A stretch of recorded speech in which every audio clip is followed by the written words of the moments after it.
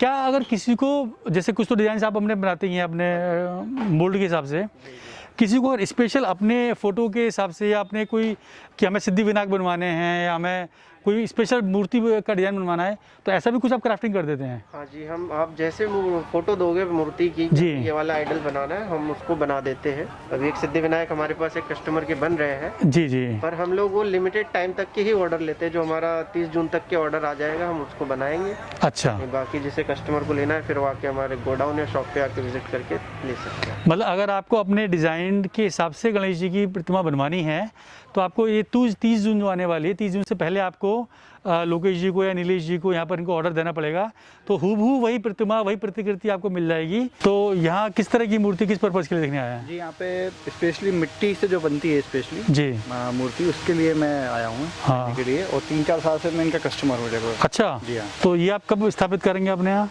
ये जब गणेश की स्थापना होगी। अच्छा, तो मूर्ति मतलब अभी आप ले जाएंगे या अभी पसंद कर जाएंगे? अभी हम ऑर्डर दे के चले जाएंगे और ओके, एक दिन पहले आके ले जाएंगे हम। अगले कुछ महीनों के अंदर त्योहारों का और पूजा का दौर शुरू होने वाला है। गणपति उत्सव हो, फिर उसके बाद दुर्गा पूजा, फिर दीपावली, लगातार पूजा और पाठ का क्रम शुरू होने वाला है। लेकिन इन सारे कार्यक्रमों में एक चीज़ सामान्य होगी, कॉमन होगी, वो ये कि चाहे गणपति उत्सव हो, चाहे दुर्गा पूजा हो, चाहे दीपावली, सब में हम मूर्ति की स्थापना ज़रूर करते हैं। चाहे घर हो, चाहे प्रतिष्ठान हो, चाहे ऑफिस हो, चाहे कॉलोनीज़ हों, चाहे चौराहे हों, जगह जगह गणपति की, दुर्गा जी की और घरों के अंदर भी हम स्थापना मूर्ति करते हैं। साथ ही में एक चीज़ और कॉमन होने वाली है, वो ये कि हमेशा की तरह फिर से दुर्भाग्यपूर्ण तरीके से इस बार फिर हम लोग पीओपी की मूर्तियाँ इस्तेमाल करेंगे, जिसके बाद ना सिर्फ हमारी यमुना मैया प्रदूषित होंगी, बल्कि जगह जगह गणपति के टूटे हुए अंग देखने को जमुना के पास मिलेंगे, जो कि कहीं ना कहीं भगवान का अनादर करता है। क्या आप भी ऐसा करने वाले हैं?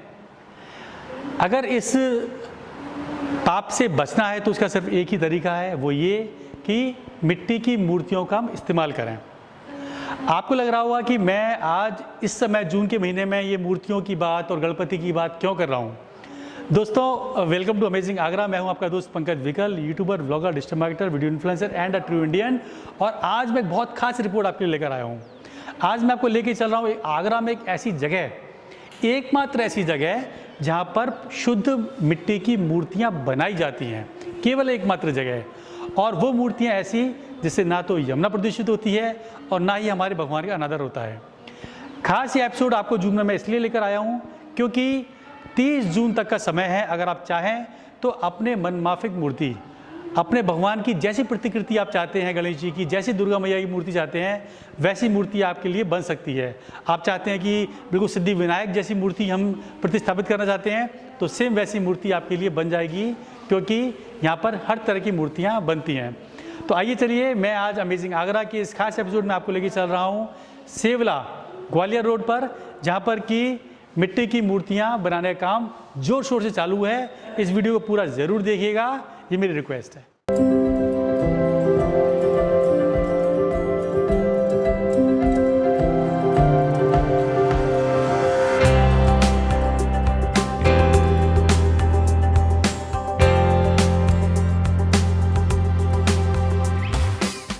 दोस्तों, मैं आ गया हूँ सीओडी के पास सेवला में। अगर मैं बात करूँ तो सदर बाज़ार से करीब 1-1.5 किलोमीटर दूर। और यहाँ मेरी मुलाकात होने वाली है हमारी आज की कहानी के सूत्रधार, यानी कि लोकेश राव थोराट और नीलेश राव थोराट, दोनों भाइयों से। मैं अगर इनकी कहानी की बात करूँ तो ये कहानी शुरू होती है 2016 से। बचपन से ही लोकेश और नीलेश हर साल गणपति विसर्जन करते थे। 2016 की घटना है कि जब वो गणपति विसर्जन करने बल्केश्वर वाले घाट पर गए, तो वहाँ जो मूर्तियों की स्थिति थी, पीओपी की जो मूर्तियाँ होती हैं, उसमें कहीं गणेश जी का हाथ पड़ा हुआ है, कहीं सिर पड़ा हुआ है, लोगों के पैर पड़ रहे हैं, वो देखिए उनका मन द्रवित उड़ा। और वही पल था जब अंदर से प्रेरणा आई कि क्यों ना इको फ्रेंडली क्ले की, यानी कि मिट्टी की मूर्तियों का इस्तेमाल अगर इस जगह किया जाए तो शायद ये पर्यावरण प्रदूषण ना हो और गणेश जी की मूर्तियों की दुर्गति ना हो। यहीं से शुरू हुआ विघ्नहर्ता इको फ्रेंडली मूर्ति आर्ट। 2017 में शुरुआत करी गई इस प्रकल्प की। संकल्प था कि शुद्ध मूर्ति की मिट्टी की मूर्तियों के माध्यम से लोगों को पहुंचाना, चाहे वो गणपति विसर्जन के समय की ज़रूरत हो या दुर्गा पूजा के समय की ज़रूरत हो। और इसके लिए उन्होंने बहुत मेहनत करी और शुरुआत करी गणपति की मूर्तियों को बनाने की। कैसे बनाने की शुरुआत करी, क्या किया, वो सारी चीज़ें आपको मैं आज की कहानी में दिखाने वाला हूँ। तो आइए मेरे साथ, चलता हूँ विघ्नहर्ता इको फ्रेंडली मूर्ति आर्ट के पास। आइए मेरे साथ।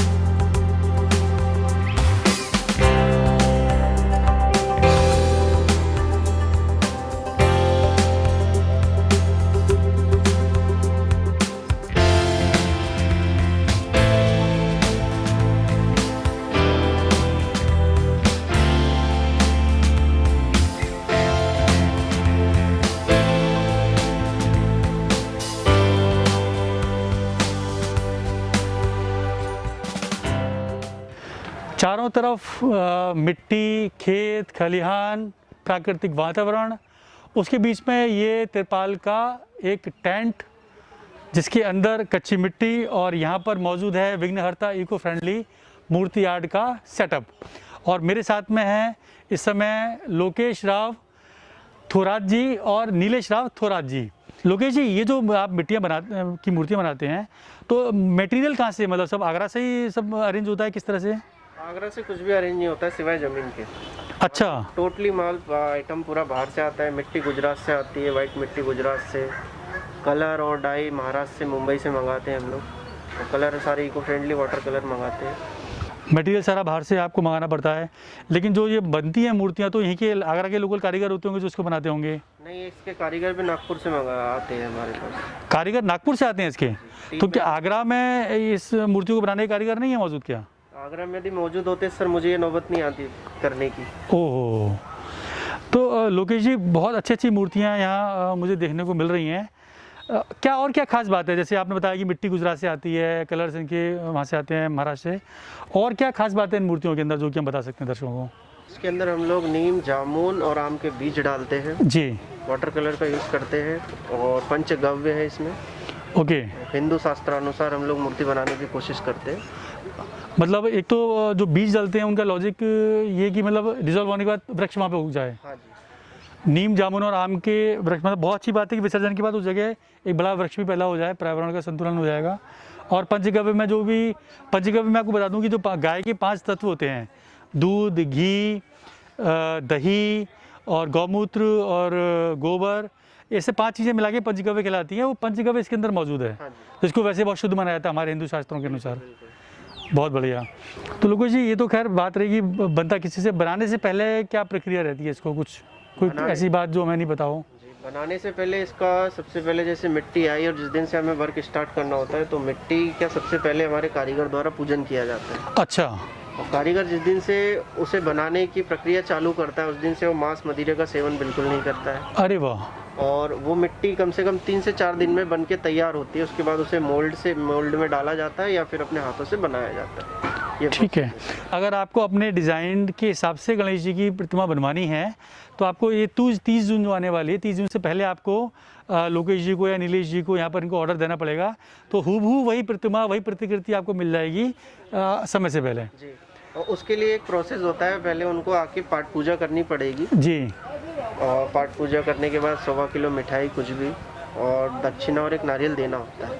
मतलब ये ऑर्डर देते समय? ऑर्डर देते समय। मतलब अगर आप किसी मूर्ति का एडवांस ऑर्डर दे रहे हैं या डिज़ाइन दे रहे हैं, तो उसके लिए आपको यहाँ पे पूजन किस चीज़ का करेंगे? पूजन वो मिट्टी का पटे का जिसके ऊपर वो बनेंगे। अच्छा। भगवान जी जिस पे अपना स्वरूप लेंगे, ओके, उस पटे का पूजन किया जाता है कि आज से इस पे भगवान ने अपना चरण स्पर्श कर दिया। तो ये पूजन सर आप ही कराते हैं? नहीं, वो कस्टमर आएगा, वो अपने हाथों से पूजन करता है। नॉर्मल पूजा होती है, वो विधि आप बता देते हैं कि किस तरह से करना चाहिए?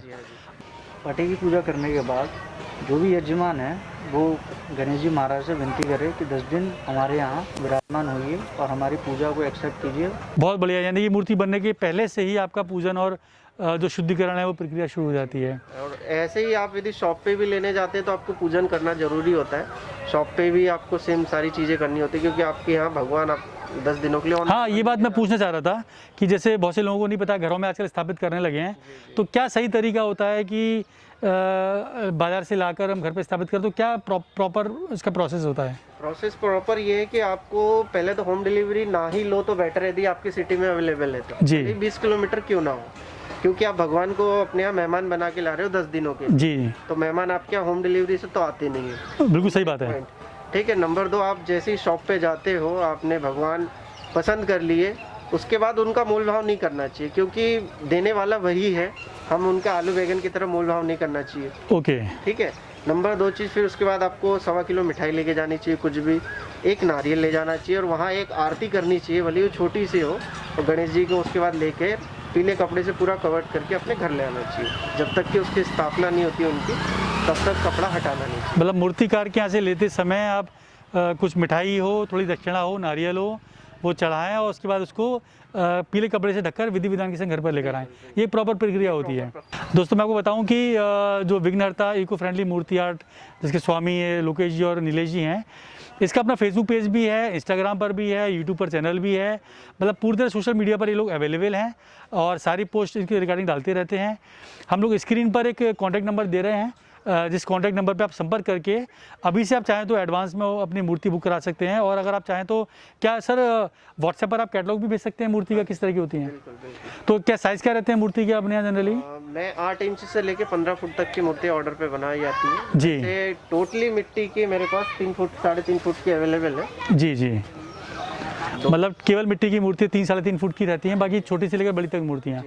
तो अगर आप इस नंबर पर संपर्क करेंगे तो आपको व्हाट्सएप पर पूरा कैटलॉग ये लोग मूर्ति का भेज सकते हैं, और आप घर से ऑर्डर कर सकते हैं और पसंद कर सकते हैं।